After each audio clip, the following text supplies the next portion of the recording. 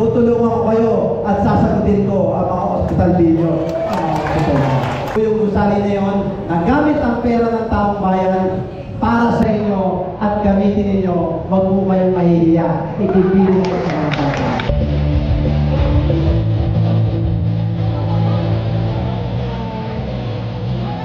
Tulungan ko po kayo ngayon, nanay. May service kami ngayon, oh. Diyan talaga, nakasunod ko. Sabi niya sa likod dati. Parang ano lang ah, parang sorte ng Yorm ito ah. Ayos na yan. Nauna pa tayo kay Kong pare. Isa naman may sabihin. Mahal tong bahay ito, 500 to. Oh, 500. 500 yung dulo lang. Let's go na pala. Right onto Memorial Street. Sa may dagupan, di ba?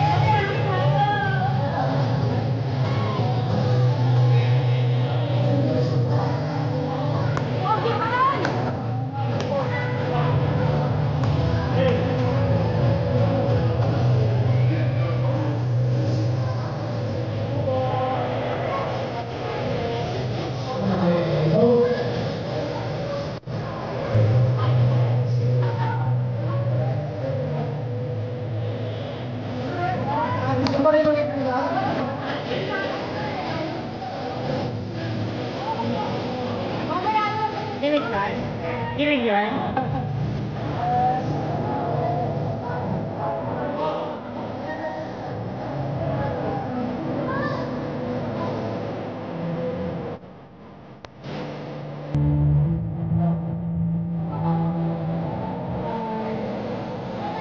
Tulungan ko po kayo ngayon, nanay.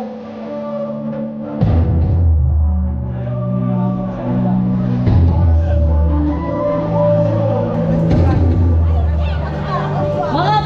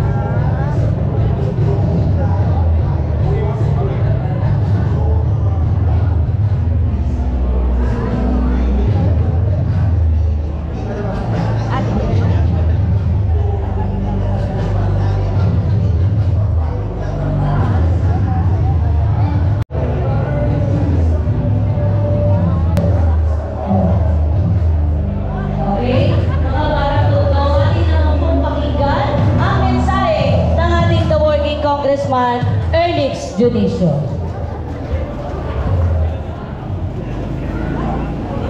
Hi!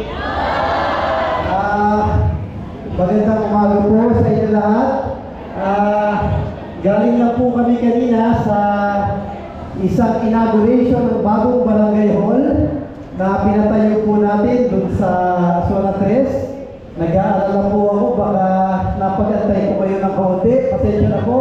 At nag-aalala rin ako na baka nagugutom na po kayo. Gutom na kayo sa kanan?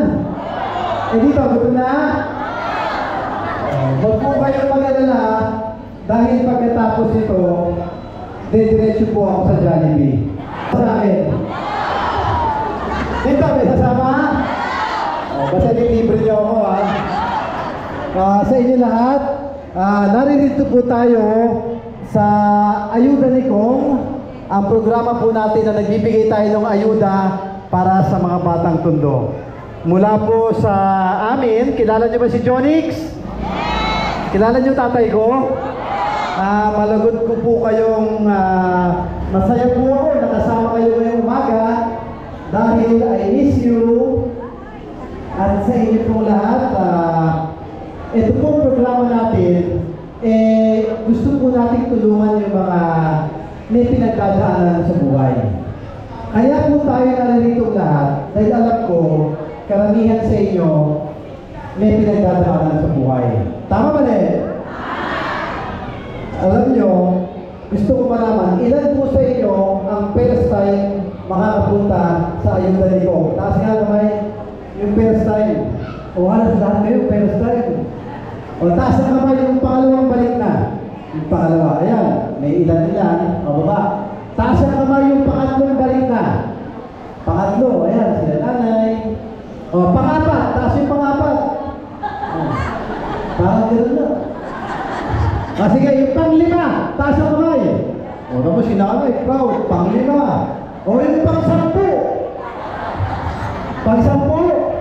Parang daliri na rin tumataas eh.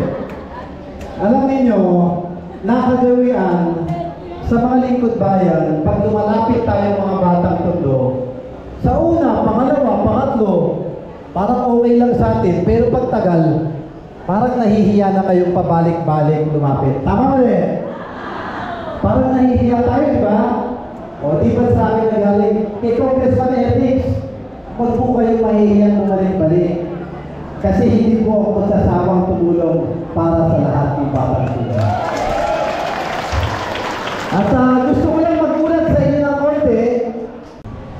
Isang gusali, 4 na palapag, kung sisilipin nyo ngayon, tinatayo na at malapit na matapos, bago kayo bigyan ng doktor ng reseta, hindi ba kailangan ninyo pang laboratory? Dito, nagla-laboratory ba kayo? May bayad. Mahal o mura?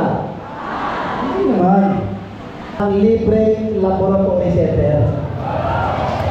Tingin nyo mga katulong, picture ko lang. Sino sa inyo mahilig sa Alfonso? Ay, ito ba yun? Sinakal ako. O, yun na, AMP Live. Red Horse. Ay, wala naman masama dyan. Basta in moderation. Pero, mga senior citizen na nai-stroke, nai-injure, o kahit mga bata, problema natin yung pang-therapy ninyo. Tama ba eh? Ang tanong, yung therapy ba, may bayad o libre? Gusto nyo libre?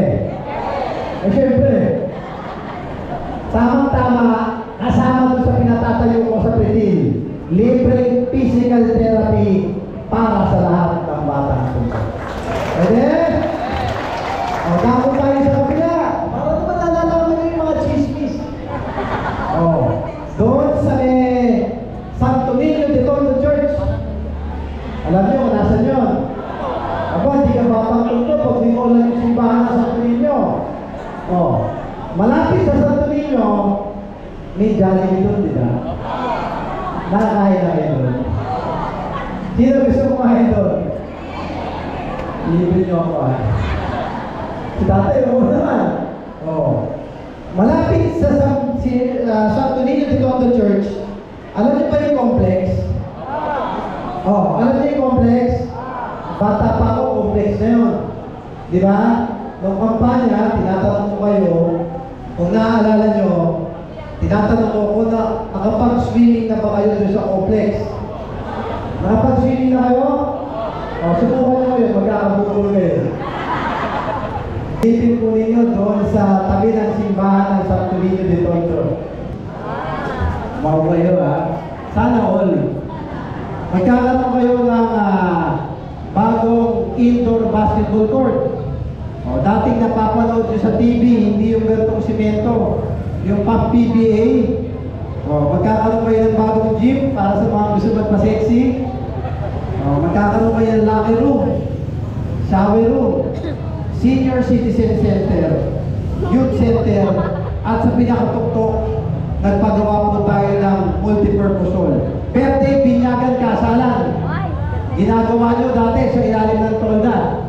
Tama mali? Eh kahit tayo, simple buhay natin sa Tondo. Di ba maganda, may magagamit tayo na bukod sa libre, fully air condition, may chandelier, at pag inimbita nyo ako, may regalo pa po kayo sa akin. Dating imposible, sabi nila hindi magagawa. Ilang buwan na lang bubuksan na natin. Kaya pag binuksan natin, pwede ba samahan ninyo ako? Yung gusali na yun, na gamit ang pera ng taong bayan para sa inyo at gamitin ninyo, wag po kayong mahihiya. Ipipili ko sa mga tao. Kung nasaan yung PGH? PGH, alam nyo? O, yung mga nababalian ng buto sa may Banawe. Alam nyo kung saan yung orthopedic? Alam nyo yun? O, alam nyo kung nasaan yung Philippine Heart Center, Lung Center, Kidney Center, at Children's Medical Center sa Quezon City. Lahat ng ospital po na yan, lalo-lalo na sa PGH, dito sa Maynila lang, marami tayong mga batang tugtong na ospital. Huwag naman may kaanak kaibigan kayo na admit at may mga bayarin sa ospital. Huwag na po kayong mangutang. Ilapit na ninyo kay Congressman Ernix. Sasagutin ko po ang mga hospital bill ng mga kaanak at kaibigan.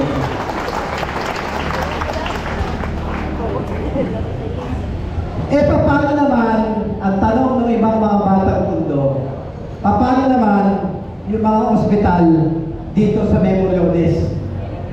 Alam niyo yung ospital doon? Yung Mary Johnson?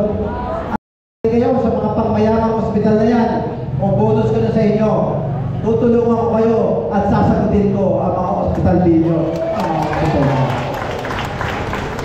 Kaya mamaya, kung sakaling meron, lumapit na po kayo sa akin para matulungan ko kayo agad. Huwag na po kayong mangutang. Hanggat meron ako, tutulungan ko po kayo sa mga hospital. Pwede?